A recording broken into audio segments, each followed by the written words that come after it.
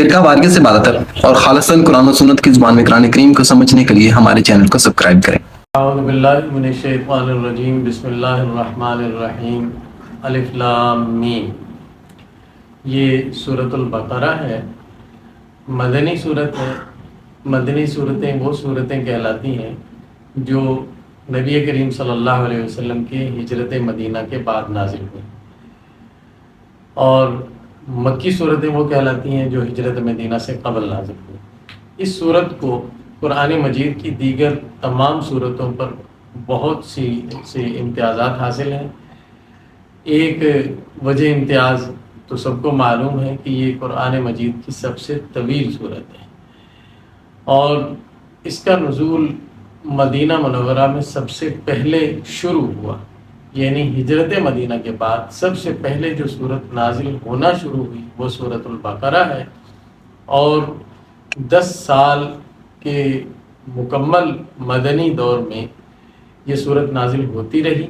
اس کے مختلف حصے، مختلف آیات مختلف اوقات میں نازل ہوتے رہے، حتیٰ کہ ایک آیت ہے اس صورت میں وَاتَّقُوا يَوْمًا تُرْجَعُونَ فِيهِ إِلَى اللَّهِ۔ یہ صورت قرآن مجید کی نزول کے اعتبار سے یہ آیت سب سے آخری آیت ہے، تو سورۃ البقرہ کے اندر ہی وہ آیت ہے جو قرآن مجید میں سب سے آخر میں نازل ہوئی۔ مینا میں سن 10 ہجری میں جب نبی کریم صلی اللہ علیہ وسلم حجۃ الوداع کی ادائیگی میں مصروف تھے تو وہاں یہ آیت نازل ہوئی۔ اس صورت کی بہت ساری خصوصیات ہیں، جن میں سے ایک خصوصیت یہ ہے کہ اس صورت میں تقریباً 1000 احکام ہیں، 1000 حکمتیں ہیں، اور اس صورت کے اندر کچھ قصص بھی ہیں، واقعات بھی ہیں پچھلی امتوں کے، اور ایمانیات کے متعلق بھی ہدایات ہیں۔ سورۃ البقرہ کا خلاصہ 3 چیزیں ہیں۔ اول، اللہ تعالیٰ کا پروردگار عالم ہونا اس صورت میں نہایت بلیغ انداز میں بیان کیا گیا۔ دوسرے، اللہ تعالیٰ کی عبادت اور شرک کی نفی، اس کی تلقین ہے۔ اور تیسرے، اس میں مسلمانوں کو انفرادی اور اجتماعی احکامات بہت سے دیے گئے ہیں۔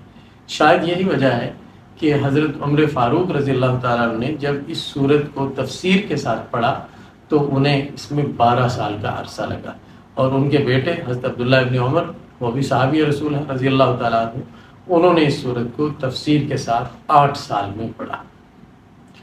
اس صورت کے بے شمار فضائل ہیں۔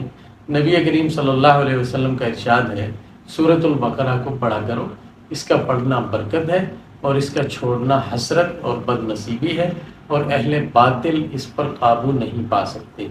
اہل باطل کے قابو نہ پانے کا مطلب یہ ہے کہ جو جادوگر لوگ ہیں ان کا اس پر زور نہیں چلتا، یعنی جو آدمی سورہ بقرہ پڑھا کرتا ہے اس پر کسی کا جادو نہیں چلے گا۔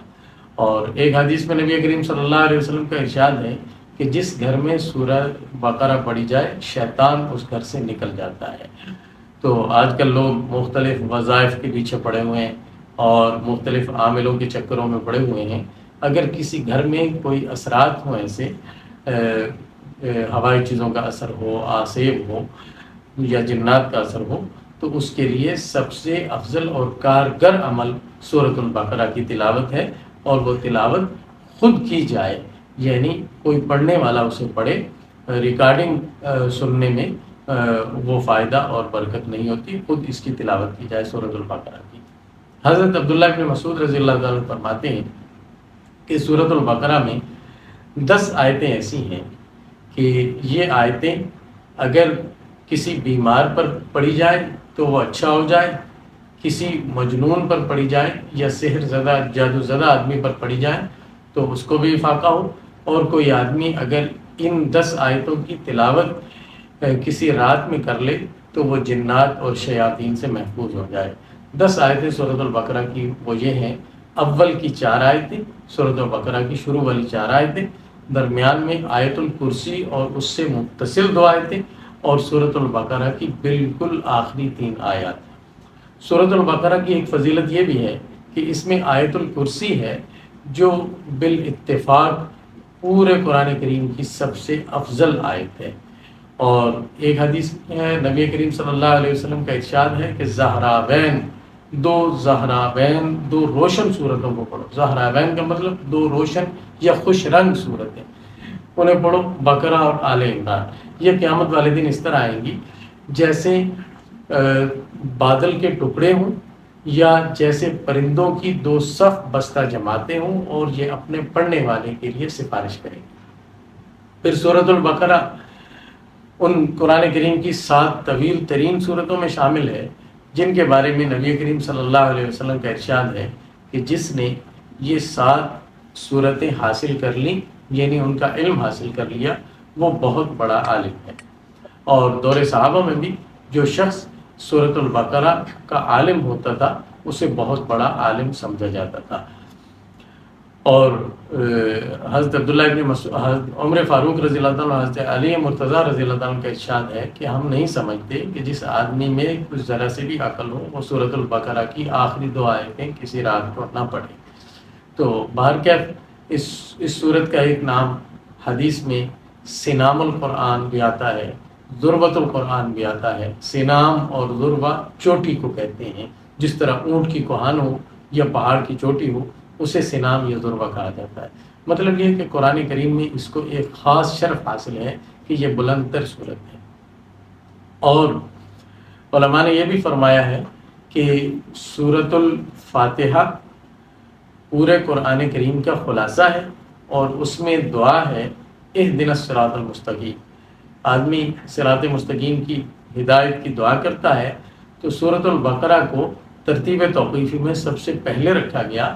یہ گویا اسی دعا اور درخواست کا جواب اور قبولیت ہے ایک طرح سے، کہ جس صراط مستقیم کی تم ہدایت کی دعا کر رہے ہو وہ یہ کتاب ہے، ذالک الکتاب، جس طرح کی یہ سورت شروع ہوگی۔ بہرکیف سورۃ البقرہ قرآن مجید کی سب سے طویل سورت ہے۔ اس کی بعض آیتیں، جیسا کہ میں نے عرض کیا، قرآن کریم کی سب سے آخر میں نازل ہونے والی آیات ہیں، اور اسی میں آیت الربا بھی ہے، یعنی سود کی حرمت کی جو آیت، یہ بھی قرآن مجید کی آخری نازل ہونے والی آیات میں احکام کے اعتبار سے سب سے آخری حکم جو نازل ہوا وہ یہی ہے، سود کی حرمت کا، اور وہ بھی سورۃ البقرہ میں ہے۔ اس میں اول انسانوں کے 3 طبقات کا ذکر ہے، مومن، کافر اور منافق۔ پھر بنی اسرائیل سے خطاب ہے۔ پھر اس میں حضرت آدم علیہ السلام اور ابلیس کا قصہ ہے۔ پھر اس میں سیدنا ابراہیم علیہ السلام کا تفصیلی قصہ ہے، کیونکہ ہم لوگ یعنی اہل اسلام دراصل ملت ابراہیم پر ہیں۔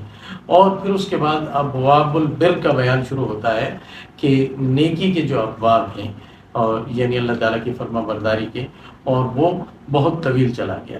اس کی کل آیات 286 ہیں، 40 رکوع ہیں، جن میں سے 20 رکوع آخر کے وہ کل کے کل تمام کے تمام گراں قدر احکام پر مشتمل ہیں۔ اور یہ صورت تفسیر کے لحاظ سے اگر کہا جائے تو شاید قرآن کریم کی سب سے بڑی صورت اس لحاظ سے بھی ہے کہ اس کو سمجھنے کے لیے بہت زیادہ تفسیر کی ضرورت ہے۔ انشاءاللہ آنے والی ویڈیوز میں ہم سورۃ البقرہ کی تفسیر اللہ تعالیٰ کے فضل سے پیش کریں گے۔ اللہ حافظ۔ یہ ہمارے چینل کو سبسکرائب کریں۔